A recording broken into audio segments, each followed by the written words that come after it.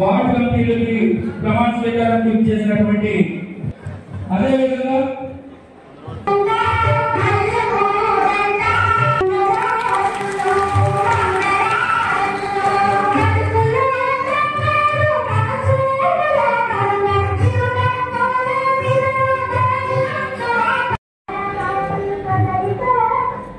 Thank you అండి. తర్వాత మన పార్టీ వ్యవస్థాపకులు స్వర్గీయ నందమూరి తారక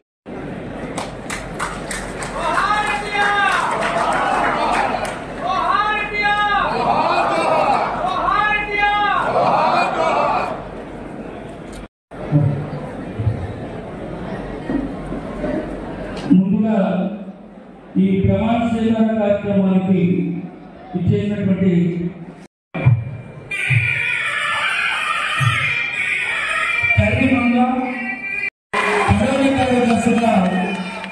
లాభం మరిగెట్టిస్తుంది జరిగిన వాళ్ళు ముందుకు రావాలి.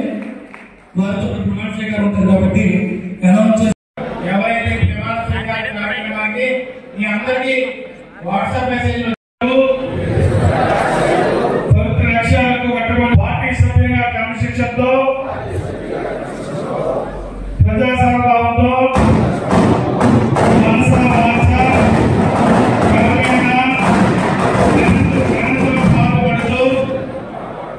నిస్వార్థంగా అవినీతి అక్రమాలకు పాల్పడకుండా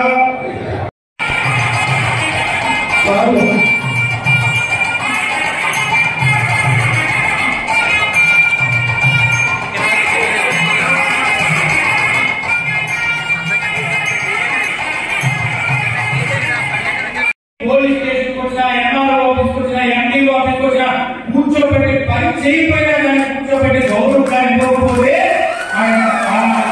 ఆ వ్యక్తిని ఎవరైనా అనుకుంటున్నాను నేను ట్రాన్స్ఫర్ చేయగలంటే నేను చేసి తీరుతా, నేను ఆ బాధ్యత తీసుకుంటా. ఎందుకంటే నా కార్యకర్తలు ఎవరు నా కుటుంబ సభ్యుడు, వాడికి ఎవరైనా గౌరవం తక్కువ అనిపించినట్టు నాకు అనిపిస్తే నేను ఫస్ట్ కార్యక్రమాలను పెట్టాలని చెప్పి ఎందుకు మాట్లాడాలంటే కొన్ని విన్నప్పుడు నాకు బాగా అనిపిస్తుంది. కానీ మన కర్మ ఏంటంటే మొన్న ఐటీలో ఒక బుక్ ఎగ్జామ్ పెట్టలేదు. పరిపాలించే విధంగా ఆయన ముందుగా మనం చేసుకున్న ఇదే స్ఫూర్తితో ముందుకెళ్లాల్సిన అవసరం ఉంది.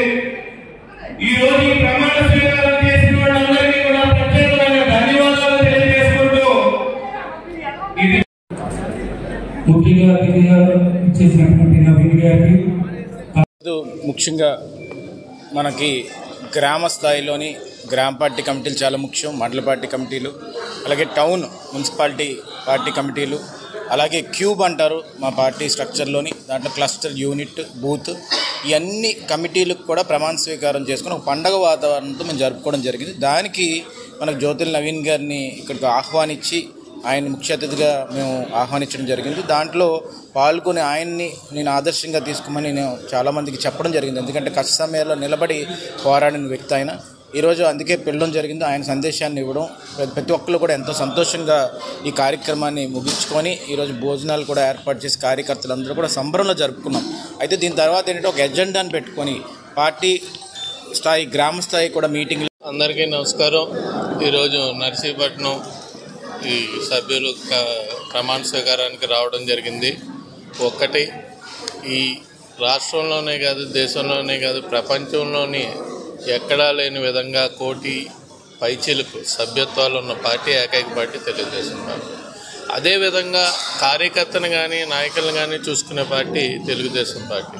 ఈరోజు లోకేష్ గారి ఆలోచనలతోటి, కొత్త విధానాలతోటి, సభ్యత్వంతో పాటు వాళ్ళకి ఒక అండుండాలి, దండుండాలని ఇన్సూరెన్స్ని కూడా కల్పించి కార్యకర్త కుటుంబానికి అండగా నిలిచే విధంగానే ఆయన ఆలోచన ముందుకెళ్ళడం జరిగింది. అదేవిధంగా అయ్యన్ పాత్రి గారి సారథ్యంలో